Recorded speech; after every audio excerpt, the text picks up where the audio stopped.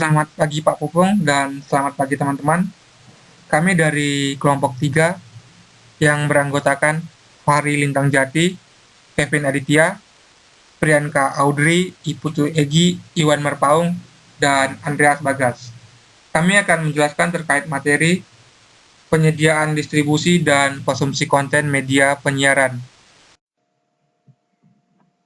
Ya, sekarang masuk ke topik pertama, yaitu tentang content creation and production, content and application developers. Produksi konten pada dasarnya merupakan suatu pekerjaan di televisi yang memiliki berbagai bidang. Dalam produksi konten, terdapat pihak yang membuat dan pihak yang mengajukan ide suatu program televisi. Dari ide program yang dinilai menarik akan diterima. Dan dari berbagai program yang berhasil tayang, lama-kelamaan terdapat pola yang dapat mengkategorikan penonton. Contoh program yang berhasil adalah Big Brother and The Voice.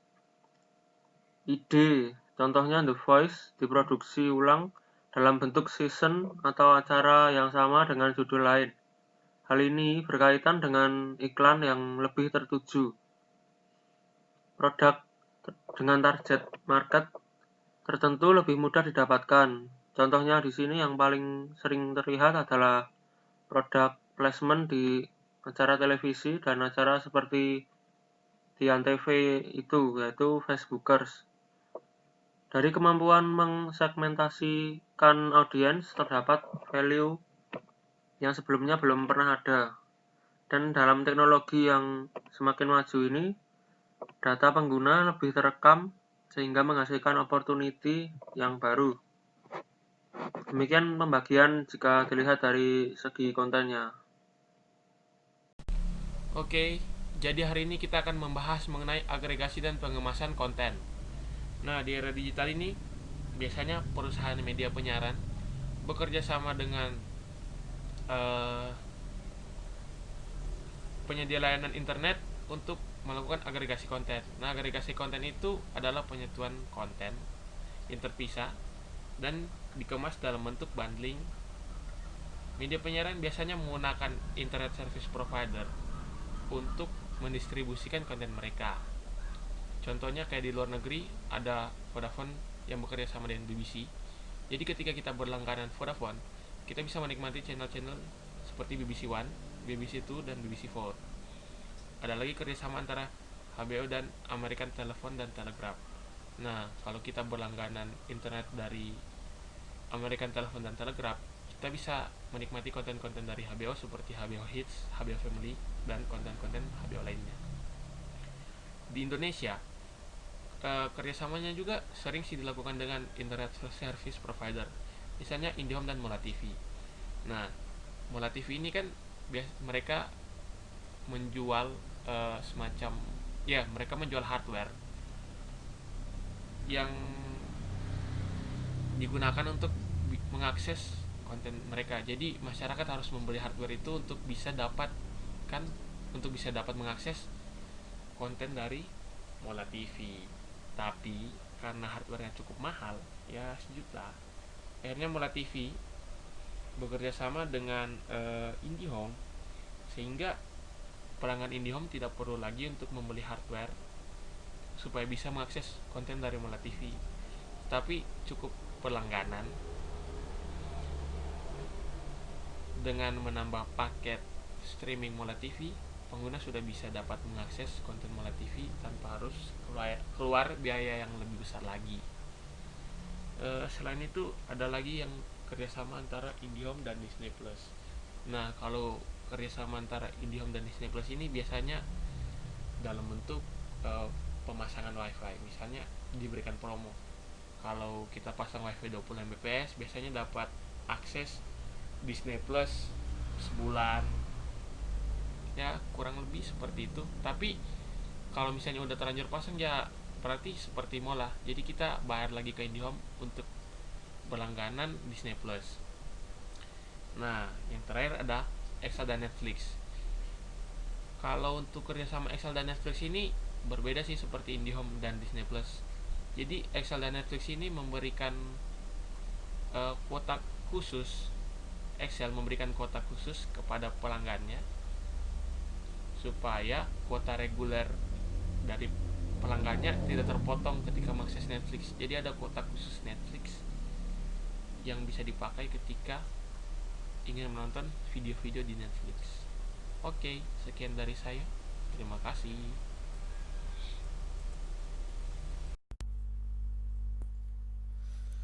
Content distribution atau yang disebut distribusi konten. Pada sistem televisi tradisional yang menggunakan analog, seluruh tahap dari produksi, distribusi, dan penerima terjadi dalam analog. Artinya, program direkam secara analog, diprosesnya secara analog, dan disimpan juga secara analog. Ditransmisi secara analog dan audiens menerima sinyal dalam bentuknya analog. Terdapat 3 infrastruktur utama analog. Ada the terrestrial network atau melalui ether spectrum, ada the coaxial cable atau CATV network, satellite network. Yang pertama, the terrestrial network, spesifik pada televisi terestrial yang dapat digunakan masyarakat, dapat dijangkau publik. Spektrumnya terbatas, sehingga harus ada peraturan yang mengatur tata pengoperasiannya, supaya dapat membagi rata frekuensi yang pada saat itu langka. Dampak dari hal tersebut adalah jumlah broadcast channel yang dapat diterima jaringan terestrial terbatas jumlahnya. Hal ini tidak terjadi pada satellite network. Sinyal satelit dapat menangkap frekuensi yang banyak. Pada bagian penerima, peralatan yang dibutuhkan juga berbeda dan perlu dipasangkan dengan televisi atau radio. Untuk menangkap sinyal terestrial, dibutuhkan antena seperti yang ada di atas rumah atau di atas televisi. Untuk CATV, televisi harus tersambung kabel. Biasanya kabel disambungkan melalui modem sebelum ke televisi. Untuk satelit, diperlukan parabola untuk menangkap sinyal, biasanya disebut dengan satellite dish. Secara general, penerimaan sinyal kabel dari satelit memiliki kualitas yang lebih bagus dari analog. Contohnya parabola IndiHome yang ada di genteng rumah. Di setiap negara, sistemnya berbeda-beda. Pada awalnya televisi hitam putih pada tahun 1948, AS mengadopsi sistem 525 garis pixel. Eropa kemudian memperkenalkan sistem yang dapat menghasilkan gambar dari 625 garis yang terlihat hanya 576 dan 25 frame per detik. Standar di AS dan Eropa dulu dan sampai sekarang masih tidak cocok atau tidak sama. Pada saat TV berwarna mulai digunakan dan ketidakcocokan standar terjadi lagi. Pada tahun 1953, FCC menentukan NTSC sebagai standar televisi berwarna. Jepang mengikuti standar Amerika. Eropa menilai kualitas NTSC belum optimal dan mulai mengembangkan norma berbeda. Prancis mengembangkan SECAM yang kemudian digunakan di Eropa Timur dan Yunani. Kemudian Jerman membentuk PAL. Standar ini hanya berlaku di tempat yang disepakati. Dan dilihat dari sejarahnya standar yang tertinggi atau terbaik belum tentu cocok digunakan atau diterima secara luas. Baiklah, kita akan membahas mengenai digitalisasi televisi, di mana perubahan infrastruktur jaringan penyiaran televisi dapat dilihat dari berbagai perspektif yang ada pada saat ini. Dimulai dari proses pendigitalisasi sebuah penyiaran, namun dalam hal penyiaran dan penerimaan dari konsumen masih berupa analog. Sehingga proses digital ini tidak dapat dilaksanakan dengan maksimal, dikarenakan dari sisi teknis yang kurang memadai pada saat itu. Lalu dalam pemecahan masalahnya, proses dari digital dan diterima menggunakan sinyal analog yang dikodekan dan dienkripsi menjadi bit dan byte. Selanjutnya kita akan membahas mengenai apa yang dihasilkan dari adanya digitalisasi televisi. Tentu dari adanya digitalisasi televisi pada saat ini, di mana kita akan menemui siaran pada tayangan televisi dengan gambar berdefinisi tinggi atau HD. Selanjutnya kita akan membahas mengenai digitalisasi radio. Digitalisasi dalam siaran radio telah terjadi dalam sejarah dunia, di mana banyak jalan yang dihadapi ketika adanya proses digitalisasi radio ini, di mana hasil adanya proses dari digitalisasi radio dilihat kurang bisa diterima oleh para konsumen di dalam menerima kenyataannya. Selanjutnya itu siaran radio AM atau modulasi amplitudo, di mana siaran ini telah menjadi media massa dan menjadi peningkatan pertama. Lalu ada radio FM dengan adanya penambahan stereo pada tahun 1960-an. Dalam hal ini, beberapa perusahaan satelit yang ada di Eropa juga menawarkan radio digital Astra dengan kesuksesan yang terbatas. Di Amerika terdapat dua perusahaan, yaitu XM dengan lebih dari 170 stasiun dan Sirius lebih dari 130 stasiun yang menawarkan program terpaket sebagai audio berbayar yang dimana diperuntukkan sebagian besar untuk para pengemudi dan mobil yang bergerak di daerah yang tidak terjangkau oleh sinyal terestrial.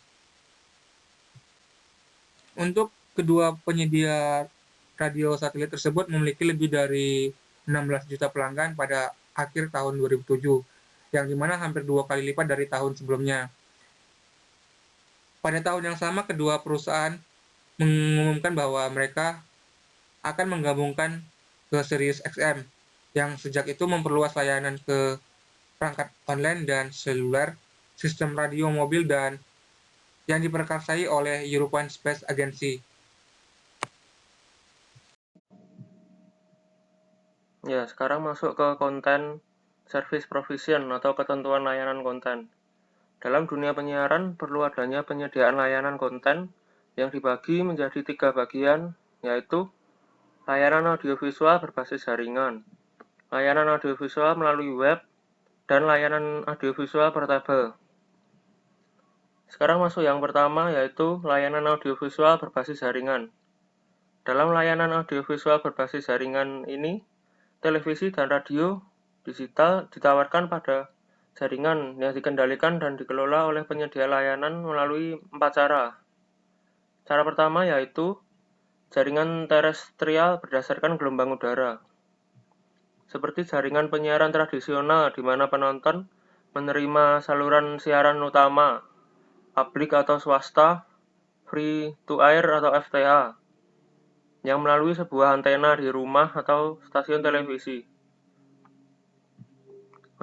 Di sini penyiar sering juga berperan sebagai distributor yang memiliki hubungan langsung dengan khalayak melalui berbagai saluran televisi maupun radio.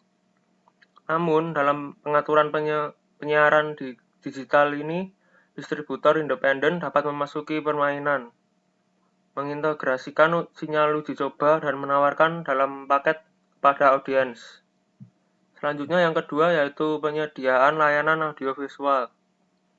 Penyediaan layanan ini berasal dari perusahaan kabel yang menawarkan dalam wilayah layanan geografis dengan berbagai pilihan program televisi maupun radio, mulai dari stasiun penyiaran standar, saluran akses publik, dan jaringan kabel dasar premium melalui kabel koaksial atau CATV.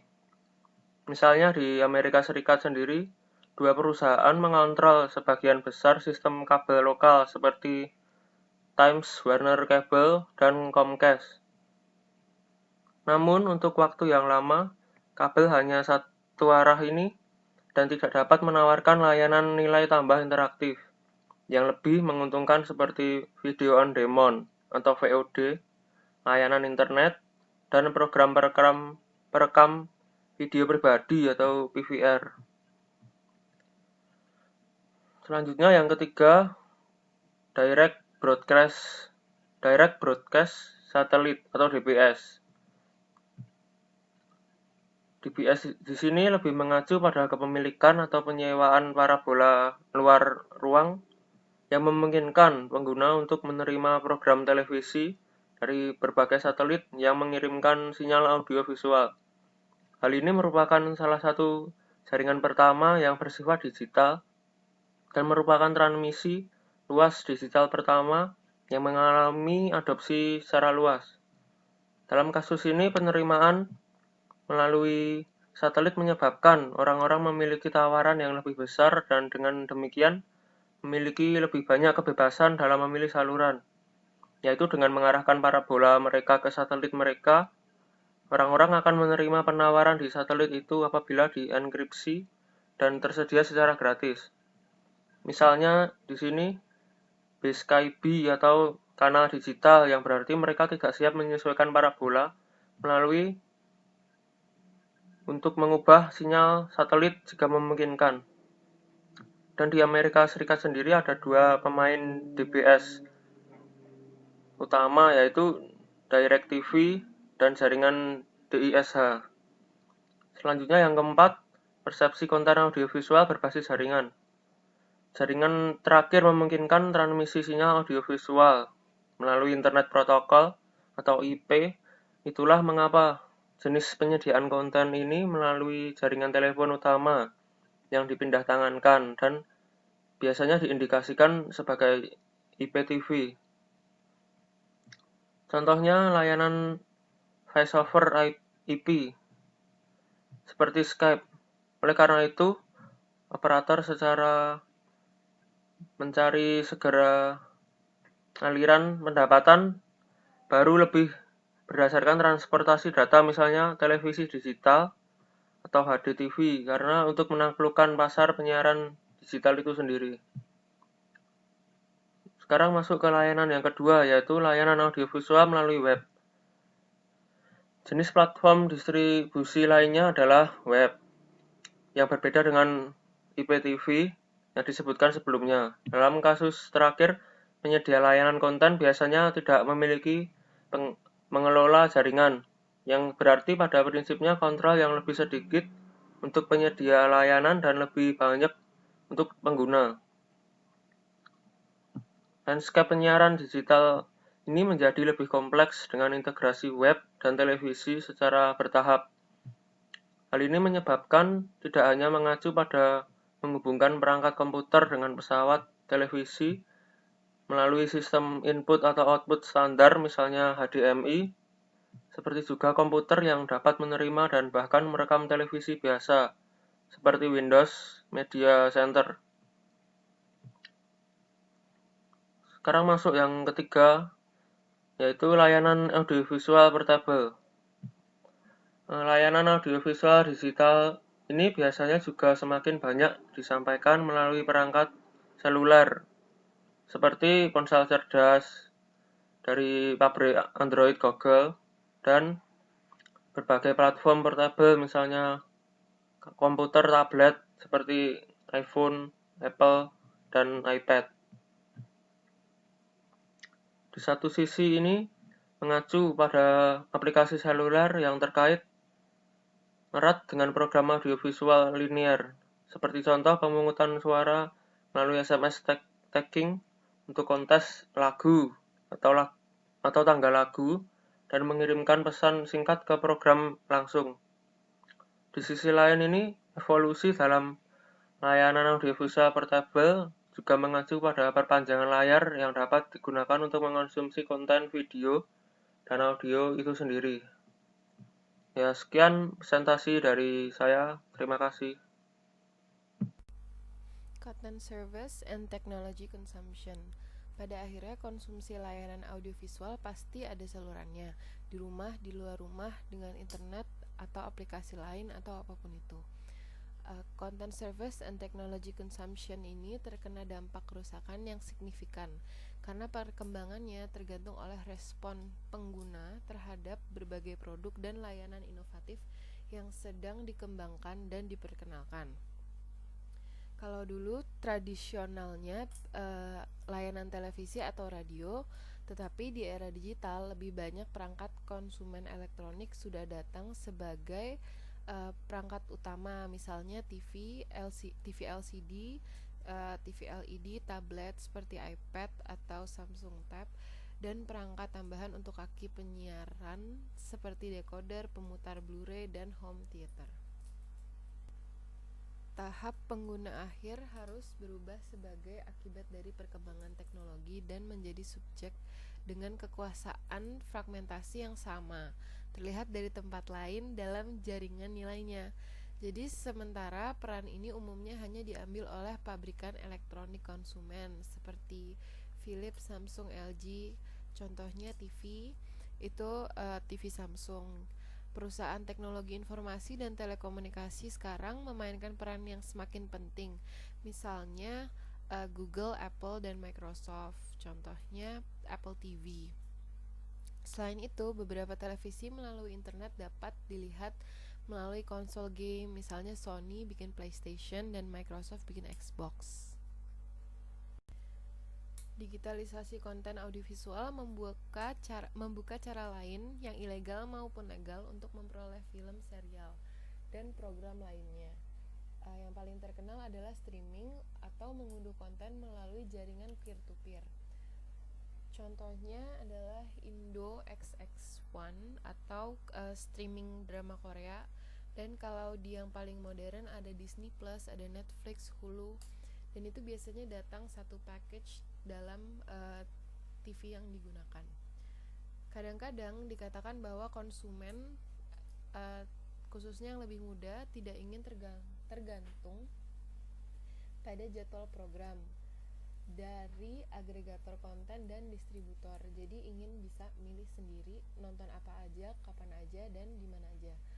Namun ini membutuhkan perangkat lunak khusus dan keterampilan komputer khusus yang tidak dapat ditunjukkan televisi biasa. Jadi nggak bisa hanya dengan TV biasa, harus misalkan TV yang up to date, misalkan bisa terima TV-nya nyambung sampai internet, jadi bisa buka Disney Plus, buka Netflix, buka Hulu, seperti itu.